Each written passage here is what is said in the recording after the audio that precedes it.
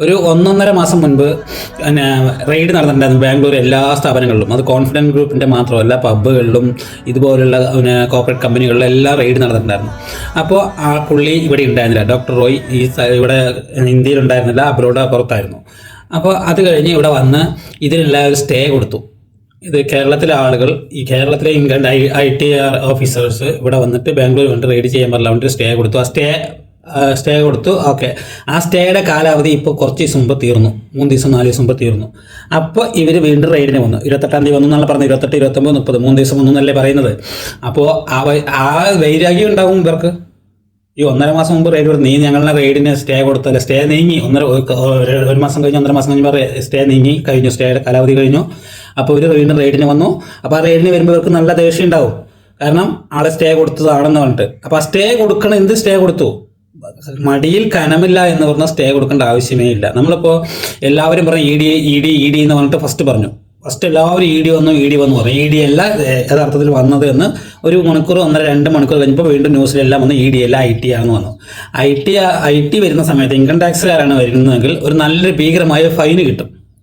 അതിൽ കൂടുതലൊന്നും കിട്ടില്ല, അത് ഉറപ്പല്ലേ. അപ്പോൾ ഭീകരമായ ഫൈന് പറഞ്ഞാൽ ഈ 1 വർഷമോ 1.5 വർഷത്തെയോ നമുക്ക് എന്തും ചിന്തിക്കാം, എന്ത് വേണമെങ്കിലും ചിന്തിക്കാം. ഈ 1 വർഷത്തെയോ 1.5 വർഷത്തെയോ പരിപാടി ടാക്സ് വെട്ടിച്ചതിനായിരിക്കില്ലെങ്കിലോ, ചിലപ്പോൾ 5-6 വർഷത്തെ ടാക്സ് വെട്ടിച്ചതിന് ഒരു ഭീകരമായ തുക ഫൈനുമായി എഴുതിയിട്ട് അടിച്ചിട്ട് ആ തുകയും ഭീകരമായ ഫൈനും അടിച്ച് 10-2000 കോടിയോ അത്രയെങ്കിലും കോടി അടിച്ചിട്ടുണ്ടെങ്കിലോ, അപ്പോൾ അത് കള്ളത്തരമായി, അതും വിടാൻ ചാൻസ് ഉണ്ട്. ഇനി അതല്ല IT ആണ് വെച്ചാൽ ഇത് ഇപ്പോൾ ഇനി ഭീകരമായ ഫൈൻ ആണെങ്കിലും ആൾക്ക് മാനേജ് ചെയ്യാൻ പറ്റും. എത്രയോ 9,000 കോടി എത്രയോ ആസ്തിയുള്ള ആളെന്നാണ് പറയുന്നത്. അപ്പോൾ നമുക്ക് ഭീകരമായ ഫൈൻ അടിച്ചാലും ഇവിടുന്ന് എങ്ങനെയെങ്കിലും ആരോടെങ്കിലും മേടിച്ച് ഇവർക്കൊക്കെ അഡ്ജസ്റ്റ് ചെയ്യാനും കോർപ്പറേറ്റ് കമ്പനികളൊക്കെ ഇഷ്ടംപോലെ സപ്പോർട്ടൊക്കെ ചെയ്യും, അതുകൊണ്ട് ചെയ്യാമായിരുന്നു. പക്ഷേ അതല്ലാതെ വേറെ വല്ല വെളിയിൽ പറയാൻ പറ്റാത്ത നാണക്കേടാവുന്ന പ്രശ്നങ്ങളില്ലെന്ന് ആര് കണ്ടു? ഒന്നും പറയാൻ പറ്റില്ല. ഇപ്പോൾ ഒരാൾ കാര്യങ്ങൾ നല്ലത് ചെയ്യുന്നു, അത് ചെയ്യുന്നു, ഇത് ചെയ്യുന്നു പറഞ്ഞാൽ അതൊക്കെ ഈ ടാക്സ് വെട്ടിക്കാനും ഉള്ളതിനൊക്കെയുള്ള മറയാണെന്ന് നമ്മൾ വിചാരിക്കാൻ പാടില്ല. ആൾ നല്ല കാര്യങ്ങൾ ഇഷ്ടംപോലെ ചെയ്തിട്ടുണ്ട് എന്ന് വിചാരിച്ചിട്ട് നമ്മൾ അങ്ങനെ നമ്മളിപ്പോൾ ഒരുപാട് പേര് പറഞ്ഞുകൊണ്ടിരിക്കുന്ന IT അല്ലെങ്കിൽ കേന്ദ്ര ഗവൺമെൻറ് ചെയ്തു, ഷൂ നോക്കി കൊടുത്താൽ മതിയായിരുന്നു, അങ്ങനെ എന്നൊക്കെ പറയുന്നുണ്ട്. അതിലൊന്നും ഒരു കാര്യമില്ല. ഇത് കാരണം അങ്ങനെ ഒരു റെയ്ഡ് നടക്കുമ്പോൾ മരിക്കുകയാണെങ്കിൽ ഇവിടെ എത്ര പേര് മരിക്കണം? ഇപ്പം നമ്മുടെ ഇവിടെ തന്നെ ദുൽഖർ സൽമാൻ്റെ വീട്ടിൽ റെയ്ഡ് നടന്നില്ലേ, മമ്മൂക്കയും ദുൽഖർ സൽമാൻ, ഇപ്പോൾ മോഹൻലാലിൻ്റെ വീട്ടിൽ റെയ്ഡ് നടന്നുണ്ട്, പൃഥ്വിരാജിൻ്റെ വീട്ടിൽ റെയ്ഡ് നടന്നുണ്ട്, വിജയിൻ്റെ വീട്ടിൽ റെയ്ഡ് നടന്നുണ്ട്. ഇവരൊക്കെ പോയിക്കൊണ്ട് ആത്മഹത്യ ചെയ്യണം പതിവ് അല്ല. അപ്പോൾ ഇത് ഒന്നില്ലെങ്കിൽ ആള് ഭയങ്കര അഭിമാനിയായിരിക്കും. നമുക്ക് അഭിമാനി എന്നൊക്കെ പറയുന്ന ഭയങ്കര അഭിമാനിയായിരിക്കും. അപ്പോൾ ഈ അഭിമാനി ആവുമ്പോൾ എന്തെങ്കിലും ഒരു സംഭവം ഇങ്ങനെ ഇവർ 3 ദിവസമായിട്ട് പറഞ്ഞുകൊണ്ടിരിക്കുന്നുണ്ടാവും. കാരണം ഇത് 28, 29, 30 3 ദിവസത്തെ 2 ദിവസത്തെ ഡോക്യുമെന്റ്സ് ഒക്കെ ഇവർ കണ്ടുകെട്ടി കൊണ്ടുപോയിട്ടുണ്ട്. IT ആളുകൾ ഇൻകം ടാക്സിന്റെ ആളുകൾ ഇതൊക്കെ എടുത്തിട്ട് കൊണ്ടുപോയിട്ട് കുറേ ഡോക്യുമെന്റ്സ്.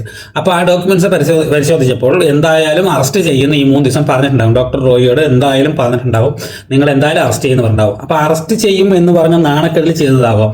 അല്ലെങ്കിൽ ഈ സംഭവങ്ങളിൽ ഒരുപാട് ഡോക്യുമെന്റ്സ് കണ്ടിട്ട് ബാക്കി ഡോക്യുമെന്റ്സ് എവിടെ എന്ന് ചോദിച്ചപ്പോൾ നേരെ റൂമിൽ പോയി ഡോക്യുമെന്റ്സ് എടുത്തിട്ട് വരാം എന്ന് പറഞ്ഞ ആള് അവിടത്തെ പോയി കൊണ്ട് അവിടുത്തെ ഷെൽഫിൽ നിന്ന് എടുത്തിട്ട് തോക്കെടുത്തുകൊണ്ട് വെടിവെച്ച് മരിക്കുകയാണോ ചെയ്യേണ്ടത്? സ്വയം ആത്മഹത്യ ചെയ്യേണ്ടത് അല്ല. അപ്പോൾ ഫയലെടുക്കുന്നതിന് പകരം തോക്കെടുത്തു നിറയൊഴിച്ചു ആൾ മരിച്ചു. പിന്നെ നെഞ്ചത്താണ് വെടിവെച്ചിരിക്കുന്നത്, അതുകൊണ്ട് നമുക്ക് അങ്ങനെ ആത്മഹത്യ ചെയ്യില്ല എന്നൊക്കെ പറയുന്ന ആളുകൾ അതൊക്കെ ചുമ്മാ പറയുക. അതൊന്നും അങ്ങനെയൊന്നുമില്ല. നമുക്ക് ആ സമയത്ത് എന്ത് സിറ്റുവേഷൻ വരുന്നോ അത് ചെയ്യുകയാണ്. അല്ലാതെ നെഞ്ചത്ത് വെടിവെച്ചതുകൊണ്ട് അത് ആത്മഹത്യ അല്ല എന്ന് നമുക്ക് പറയാൻ പറ്റില്ല. ആത്മഹത്യ ആയിരിക്കും. ചിലപ്പോൾ ഒരുപാട് സമ്മർദ്ദം കൊടുത്തിട്ടുണ്ടാവും. നിങ്ങൾ അറസ്റ്റ് ചെയ്യുന്ന സമ്മർദ്ദം ഉണ്ടാവും. പിന്നെ അനിയനോട് ബ്രദർ വന്നപ്പോൾ ബ്രദർ സംസാരിച്ച് പറയുന്നത് ഒന്ന് കാണണം, നീ എപ്പോഴാണ് വരുന്നത് പറഞ്ഞപ്പോൾ നാളെ 7 മണിക്ക് എത്തും പറഞ്ഞു. 7 മണിക്ക് എത്തിയപ്പോൾ ആളില്ല എന്നാണ് ബ്രദർ പറയുന്നത്. അപ്പോൾ അങ്ങനെയാണെങ്കിൽ ബ്രദറിനോട് പറഞ്ഞിട്ടുണ്ട്, ഇവർ ഭയങ്കര സമ്മർദ്ദമാണെന്ന് പറഞ്ഞിട്ടുണ്ട്. അപ്പോൾ തെറ്റുകൾ നന്നായി ചെയ്തിട്ടുണ്ടാകാൻ വളരെ ചാൻസ് ഉണ്ട്. കുറച്ച് പേർക്ക് ജോലി കൊടുക്കണോ, ടാക്സ് വെട്ടിക്കാനുള്ള ലൈസൻസ് അല്ലാതെ പിന്നെ പറയുന്നുണ്ട്. ഒരുപാട് രാഷ്ട്രീയക്കാരൻ്റെ കയ്യിലാണ്, രാഷ്ട്രീയക്കാരൻ്റെ കള്ളപ്പണം വെളുപ്പിക്കാൻ ഒരുപാട് പുള്ളി ശ്രമിച്ചിട്ടുണ്ട്. രാഷ്ട്രീയക്കാരൻ്റെ കള്ളപ്പണം. അപ്പോൾ രാഷ്ട്രീയക്കാരൻ്റെ കള്ളപ്പണം വെളുപ്പിക്കാൻ നോക്കിയിട്ടുണ്ട്. അപ്പോൾ അങ്ങനെ അതും പറയുന്നുണ്ട്. പിന്നെ ഈ കാര്യങ്ങൾ വേറെ പല ടാക്സ് കള്ളപ്പണം, വിദേശത്ത് നിന്നിട്ടുള്ള കള്ളപ്പണങ്ങൾ നമ്മൾ അങ്ങനെയൊക്കെ സംസാരിക്കുന്നുണ്ട്. ജനങ്ങൾക്ക് ഇപ്പോൾ എന്ത് വേണമെങ്കിൽ പറയാം. അല്ല, അപ്പോൾ അത് നമുക്കിപ്പോൾ എല്ലാവർക്കും ഊഹം വന്നുകൊണ്ടിരിക്കുകയാണ്. ഈ പറയുന്ന ഊഹം നമ്മളും ആലോചിച്ചുകൊണ്ടേ ഇരിക്കും. രാഷ്ട്രീയക്കാരുടെ കള്ളപ്പണോ വിദേശ കള്ളപ്പണമാണോ, അല്ലാതെ നമ്മളുടെ നാട്ടിൽ ഉപയോഗിക്കാൻ പറ്റാത്ത പണങ്ങളുണ്ടല്ലോ അതാണോ, ഒന്നും അറിയില്ല. ഇതിനുള്ള സോഴ്സ്, ഇതിനുള്ള പേപ്പേഴ്സ് ചോദിച്ചപ്പോഴാണല്ലോ പുള്ളി പേപ്പർ എടുക്കട്ടെ എന്ന് പറഞ്ഞ അകത്ത് പോയി കൊണ്ട് സ്വയം നിറയൊഴിച്ചുകൊണ്ട് മരിച്ചത്. മനസ്സിലായില്ലേ? അപ്പോൾ അതിലെന്ത് ദുരൂഹതയാണെന്ന് വെച്ചാൽ, ചുരുക്കി പറഞ്ഞാൽ പുള്ളിയുടെ കയ്യിൽ ഒരുപാട് രഹസ്യങ്ങൾ കിടക്കുന്നുണ്ട്. ആ രഹസ്യം